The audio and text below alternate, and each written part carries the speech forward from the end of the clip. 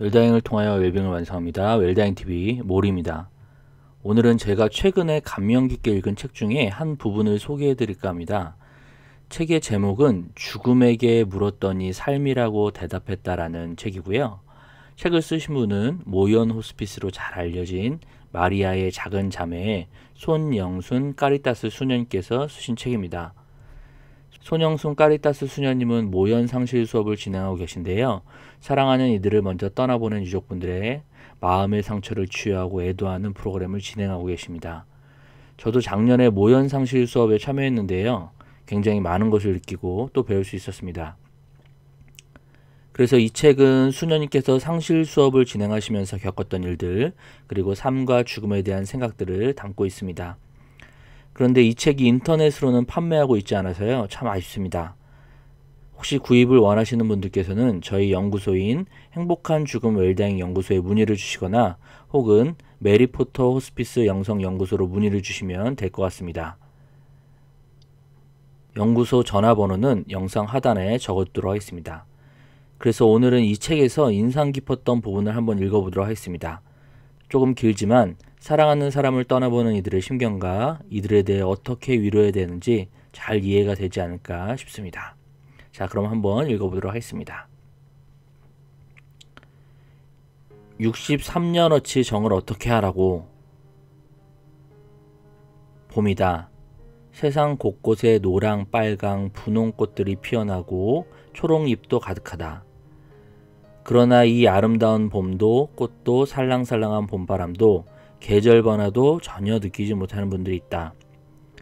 내가 늘 만나는 사별 가족들, 사랑하는 가족과 죽음이라는 사건으로 이별하고 따라 죽지 못하고 살아내야만 하는 고통을 안고 살아가는 분들이다. 사별 가족 돌봄 모임을 하다 보면 아직 찬바람이 몰아치는 3월 초에도 얇은 블라우스에 조끼 하나만 걸치고 오는 분들이 있다. 그렇게 폭염이 심했던 지난 여름에는 아들을 떠나보낸 한 어머니가 두터운 패딩 롱코트를 입고 오셔서 모임하는 이틀 내내 벗지 않고 옷깃을 여미고 계셨다. 추위도 더위도 느끼지 못하는 듯 마음은 언제나 한겨울. 이렇게 세상이 아름다워지는 계절에 늘 겨울인 분들이 있다. 80을 훨씬 넘긴 나이, 결혼 세상을 60여 년 이상 같이 하시다 이별한 분들도 오신다. 그분들이 오셔서는 한결같은 말씀을 하신다. 이렇게 나이 먹어 사별했는데 어디 가서 말도 못합니다. 살 만큼 살다 헤어졌는데 왜 그리 슬퍼하느냐고 자식들까지 뭐라 하네요. 그러면서 이 모임에 온 것을 창피하기도 하신다. 오래 살다 이별했으면, 충분히 사랑을 하다가 헤어졌으면, 세상에 나와 할 일을 다 하고 이별했으면 울지 않아야 되는 것일까? 슬프지 않는 것일까? 결혼 1주년 기념일을 하루 앞둔 젊은 아빠가 임종 중에 있었다. 아기는 태어난 지 열흘도 채 안 되었고 아내는 재앙절개 수술 상처에서 아직 실밥도 제거하지 않은 상태로 떠남을 준비하는 그 젊은 남편 곁에 있었다. 태어난 지 열흘 되던 날 아기는 엄마 품에 안겨 아빠가 있는 모연으로 왔다. 아빠는 아기를 안고 처음으로 우유를 먹이고 처음으로 목욕을 시키고 처음으로 기저귀를 갈아주었다. 이제 막 3명의 가족이 된 그들에게 그 처음은 그날 밤을 끝으로 마지막이 되었다. 그 가족을 바라보는 다른 가족, 친척, 병원 직원들의 마음은 한결같았다. 아무리 호스피스가 누구에게나 좋은 이별을 준비시키기 위해서 애쓴다고 하지만 정말 간절히 기도했었다. 이들에게 이별의 시간을 조금만 미루어 달라고. 그런 안타까운 관심과 기도가 이 가족에게 집중될 때 그 옆 병실에서는 63년 동안 결혼 생활을 하신 할머님이 임종을 준비하고 계셨다. 표현이야 하지 않았지만 우리들 마음속으로는 참 오래 잘 사셨으니 100년 해로하셨으니 라는 마음이 있었던 것 같다. 물론 그 자녀들도 엄마와의 이별을 아쉬워했지만 그런 마음으로 부모님을, 그리도 서로를 위로하고 있었다. 주위 사람들의 그런 마음을 아셨는지 어느 날 그 방에 할아버님이 나오셔서 복도에서 주저앉아 통곡을 하셨다. 저것 젊은 부부들은 1년어치 정밖에 안 들었지만 난 이 63년어치 정을 어떻게 하란 말이냐. 상대적인 슬픔이란 없다. 슬픔은 비교 불가한 감정이라고 말한다. 특히 사별을 경험한 분들에게는 절대적인 슬픔, 고통만 있을 뿐이다. 온 우주도 끌어안지 못할 가장 큰 슬픔을 내가 경험하고 있는 것이다. 물건은 추억 저장고이다. 여름이 벌써 온 것처럼 더운데 이제야 대청소를 하고 뒤늦게 겨울옷들을 정리했다. 단순하게 산다고 하는 수도자인데도 왜 그렇게 짐은 점점 늘어만 가는지. 물건들을 하나씩 손에 들고는 버릴까 말까를 번갈아 고민하다가 다시 장롱이나 서랍에 넣어둔다. 분명 지난 몇 년 동안 사용하지 않았던 물건들인데도 이 물건은 누가 사주어서, 이 물건은 어디 여행할 때 산 것이라, 이 물건은 이렇게 생각하며 말이다. 사별 가족들은 고인의 물건에 특별한 애착을 가지고 있다. 고인과의 추억이 깃든 물건은 단순히 물건의 의미를 넘어 바로 고인 그 자체일 때가 있다. 그런데 사별을 하고 나면 대부분 주변 사람들은 떠난 사람 물건은 빨리 정리해라, 보면 자꾸 생각나서 슬퍼진다. 도배도 하고 가구도 바꾸고 아니면 다른 곳으로 이사를 가라 라고 권유한다. 모임을 진행하다 보면 10명 중에 많으면 7명, 8명까지 신경정신과 진료를 받기도 하는데, 이런 문제들을 상의하면 대부분의 선생님들도 역시 물건을 빨리 정리해라, 이사를 가라고 말씀하신단다. 사별가족 돌봄 모임에 참여한 아내분이 남편이 죽고 나서 남편의 물건을 오래 간직하고 싶어 모든 옷을 세탁소에 맡겼는데 남편 냄새는 하나도 안 남아있고 세탁소 냄새만 난다며 생각이 짧았다고 펑펑 울었다. 그런데 어느 날 그녀가 화난 얼굴로 나타났다. 이유를 물어보니 남편 점퍼를 아들이 한 번 빌려 입고 나갔었는데 그 옷을 아들이 자기 옷장에 걸어 놓았다는 것이다. 그래서 남편 냄새가 나는 옷이 한 벌 남아있다고 좋아했다. 의사 선생님의 권유대로 고인과 함께 수십 년 살던 집을 팔고 다른 동네로 이사를 간 어떤 부인은 아침에 눈만 뜨면 그 전에 살던 집으로 달려가 그 집 대문과 담벼락을 쓰다듬으며 울고는 한다. 그 집은 16번이나 새방살이를 살다가 처음으로 남편과 함께 그림을 그려가며 장만한 첫 번째 내 집이었다. 그 집을 떠나면 빨리 슬픔과 고통에서 벗어날 것 같았고 선생님과 이웃의 권유도 있어서 이사를 갔는데 아니더란다. 다시 이사 가지도 못하고 그저 아침이면 전에 살던 동네를 배회하고 다닌단다. 작년 추석이 지난 후 샘터 모임에서 한 참가자가 혼자 막 웃더니 말씀하신다. 수녀님, 제가 지난 추석 때 뭔 짓을 한지 아세요? 남편이 너무 보고 싶은데 집에 남편 흔적이 별로 없는 거예요.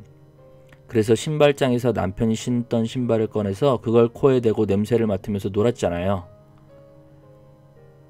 웃으며 얘기하는 그 자매의 눈에는 이미 눈물방울이 그렁그렁 맺혀 있었다. 물건은 그 사람이다. 샘터 모임을 시작하면 물어본다. 아직도 돌아가신 분의 핸드폰을 처분 못하고 갖고 있는 분이 계시냐고. 그러면 10명 중에 7, 8명은 손을 든다. 그 핸드폰에 날마다 문자도 보내고 카카오톡 메시지도 보내고 컬러링이라도 듣겠다고 몇 번씩 전화하신 분이 계시냐고 물으면 대부분 다 손을 든다. 지난 샘터 여행을 가서도 예쁜 경치만 보이면 사진을 찍어서 떠난 아들의 핸드폰으로 전송한 엄마가 있었다. 그렇게 그들에게는 아직 시간이 필요한 것이다. 슬픔은 털어낸 것이 아니고 조금씩 덜어낸 것이다.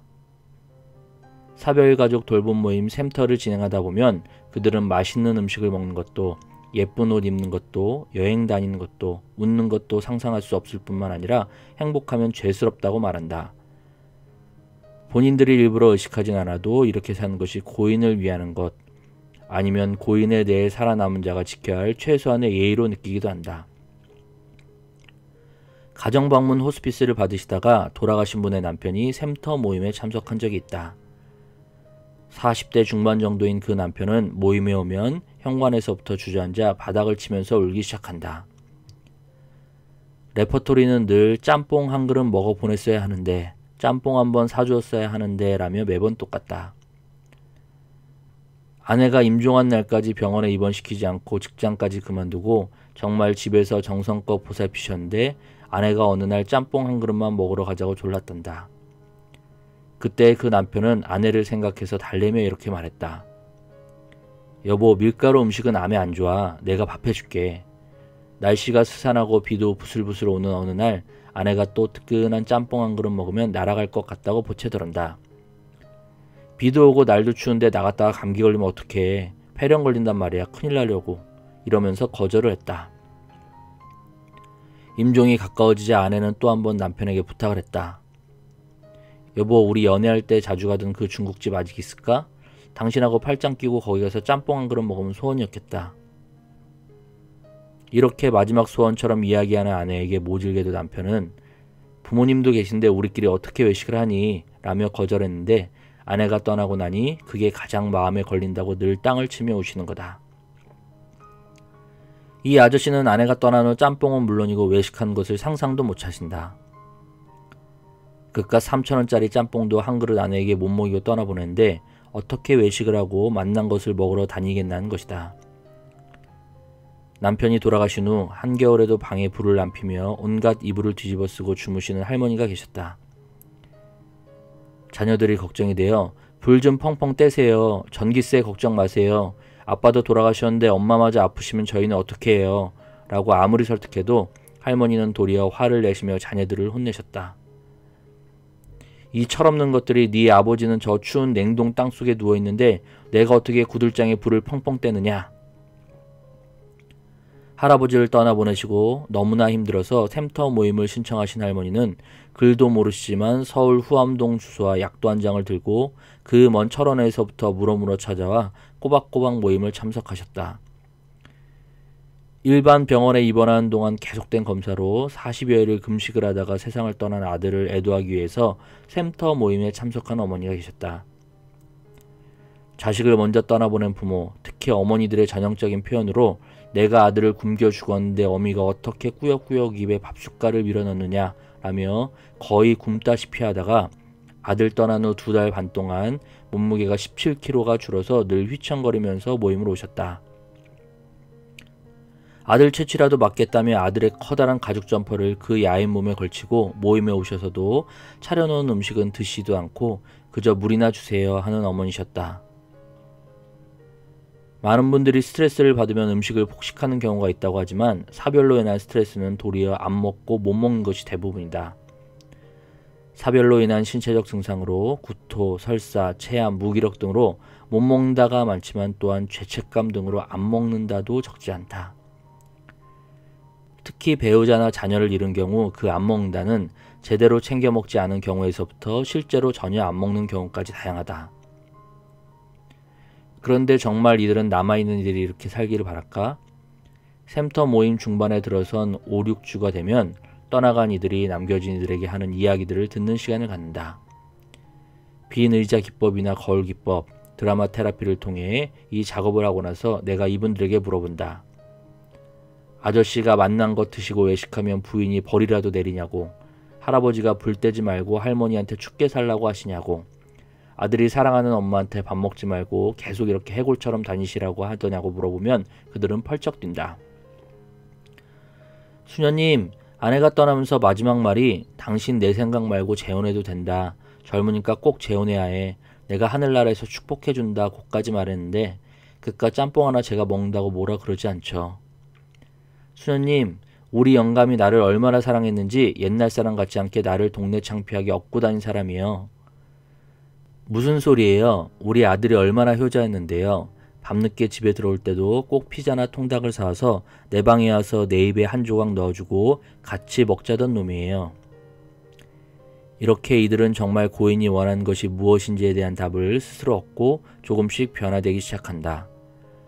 먹고 웃고 예쁜 옷도 입고 여행도 다닐 수 있게 된다. 모임 후 첫 여행을 함께 간 자리에서 그들에게 물어본다. 사별 이후에 오늘이 가장 행복하지 않았어요? 그들이 그렇다고 대답하면 나는 아마도 하늘로 떠나가신 그분들도 오늘이 가장 행복했을 것이라고 여러분의 행복을 가장 많이 원하신다고 알려준다. 사별의 슬픔과 고통은 한꺼번에 모두 털어내는 것이 아니고 이렇게 고인의 마음도 알아가면서 조금씩 덜어내어 가는 것이다. 슬픔과 고통이 다가오면 앉혀놓고 이야기하고 되돌려 보내고 다시 찾아오면 또 앉혀놓고 울다가 보내고 이러다 보면 일주일 동안 찾아오던 슬픔이 닷새 정도 찾아오고 하루 종일 아프던 고통이 한나절로 줄어들고 그러다 보면 그 빈틈, 빈 공간으로 새로운 희망과 기쁨, 미래가 들어오게 되는 것이다.